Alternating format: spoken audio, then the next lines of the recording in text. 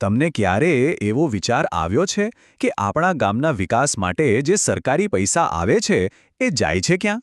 હવે આ બધી જ માહિતી મેળવવી ખબર છે એકદમ સહેલી થઈ ગઈ છે બસ આપણી આંગળીના ટેરવે. તો ચાલો આજે આપણે આ નવી સિસ્ટમ છે શું એને જરાક સમજીએ.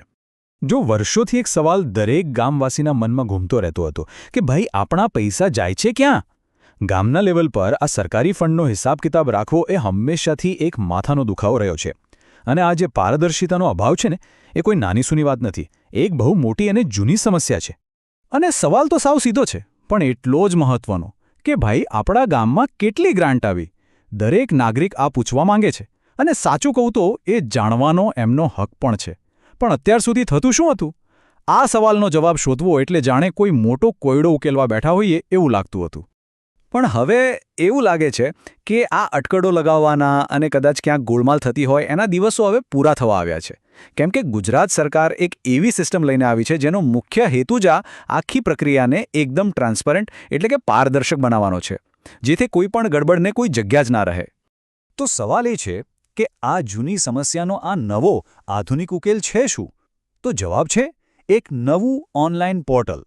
હા, આ એક એવી ડિજિટલ પહેલ છે જે ગામની પંચાયતની બધી જ ફાઇનાન્શિયલ માહિતી પબ્લિક માટે ઓનલાઈન મૂકી દે છે.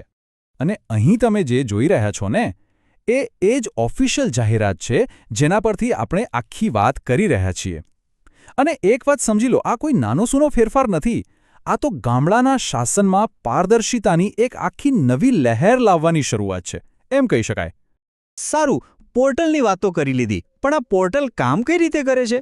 અને એનાથી પણ અગત્યનું, એક સામાન્ય માણસ તરીકે આપણે એના પર શું શું જોઈ શકીએ? ચાલો હવે એની અંદર ઉતરીને બધું ડિટેલમાં સમજીએ. તો આ પોર્ટલ પર શું જોવા મળશે? અરે ઘણું બધું છે. જેમ કે પંચાયતને કેટલું ફંડ મળ્યું, એ વપરાયું ક્યાં, એની પૂરી ડિટેલ્સ. ગામનો જે ડેવલપમેન્ટ પ્લાન છે એનું શું થયું, બજેટ કેટલું છે, ક્યાં ખર્ચાયું.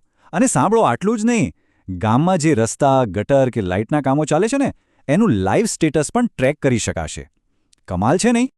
હવે આ બધામાં એક શબ્દ પર ખાસ ધ્યાન આપજો, જીપીડીપી ટ્રેકિંગ. જીપીડીપી એટલે શું? એનું આખું નામ છે ગ્રામ પંચાયત ડેવલપમેન્ટ પ્લાન, એટલે કે ગ્રામ પંચાયત વિકાસ યોજના.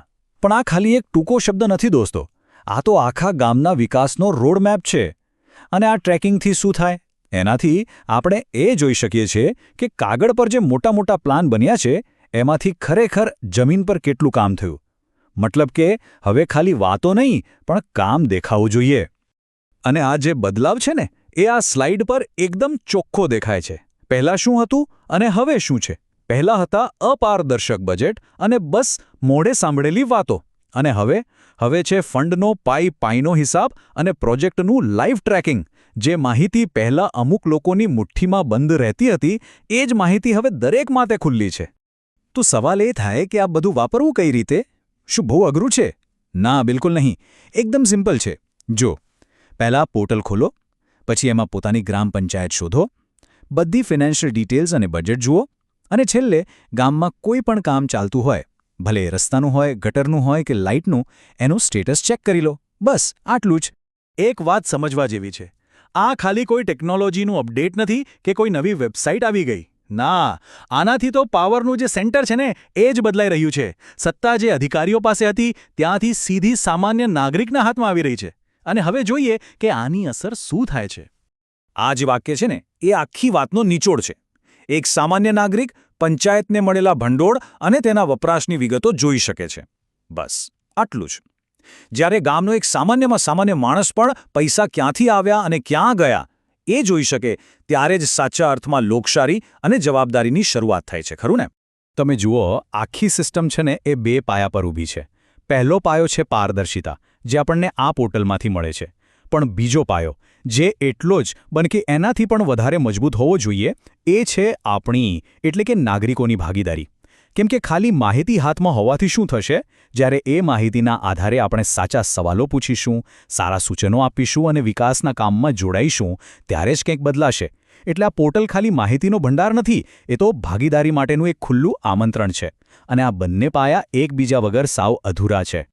અને યાદ રાખજો, આ તો ખાલી શરૂઆત છે. આવા ડિજિટલ ટૂલ્સમાં એટલી તાકાત છે કે ગામડાના શાસનને આખું બદલી શકે છે. આપણે ખરેખર એક નવા યુગના દરવાજે ઊભા છીએ. એક એવો યુગ જ્યાં શાસન વધુ ખુલ્લું હશે, વધુ જવાબદાર હશે અને જેમાં લોકોની ભાગીદારી પણ વધુ હશે. તો આ આખી વાતનો છેલ્લો અને સૌથી અગત્યનો મુદ્દો શું છે? એ જ કે જ્યારે માહિતી બધા માટે કોઈ પણ ભેદભાવ વગર ઉપલબ્ધ હોય ને, ત્યારે જવાબદારી એ કોઈ ઓપ્શન નથી લેતો. એ તો એક નવો નિયમ, એક નવું સ્ટાન્ડર્ડ બની જાય છે. હવે મને તો ખબર જ નહોતી એવું બહાનું કોઈનું નહીં ચાલે. અને ચાલો અંતમાં આપણે આ એક સવાલ સાથે અટકીએ. જરાક વિચાર કરો કે જ્યારે ગામના દરેક નાગરિકના હાથમાં સાચા આંકડા અને સાચી માહિતી હોય અને એના આધારે ધારદાર સવાલો પૂછી શકે, તો શાસનનું આખું ચિત્ર કેવું બદલાઈ શકે છે? આનો જવાબ કદાચ આપણા સૌની ભાગીદારીમાં છુપાયેલો છે.